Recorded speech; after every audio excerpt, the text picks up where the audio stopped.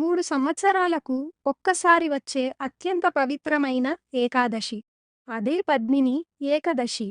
ఈ వ్రతం చేస్తే వేల యజ్ఞాల ఫలం లభిస్తుందని పురాణాలు చెబుతున్నాయి.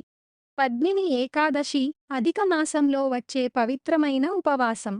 ఈ రోజు శ్రీ మహావిష్ణువును భక్తితో ఆరాధిస్తే పాపాలు నశిస్తాయని విశ్వాసం. పూర్వం కృతవీర్యుడు అనే రాజు సంతానం కోసం ఎన్నో యజ్ఞాలు చేశాడు.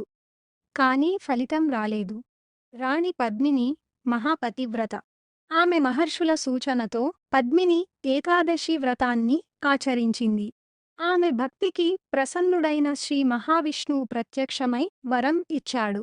తర్వాత వారికి మహాపరాక్రమశాలి కార్తవీర్యార్జునుడు జన్మించాడు. పద్మిని ఏకాదశి వ్రతం చేస్తే సంతాన ప్రాప్తి, ఐశ్వర్యం, పాప విమోచనం కలుగుతాయని పురాణాలు చెబుతున్నాయి. భక్తితో చేసిన ఒక్క ఏకాదశి వ్రతం జీవితాన్ని మార్చగల దైవశక్తి.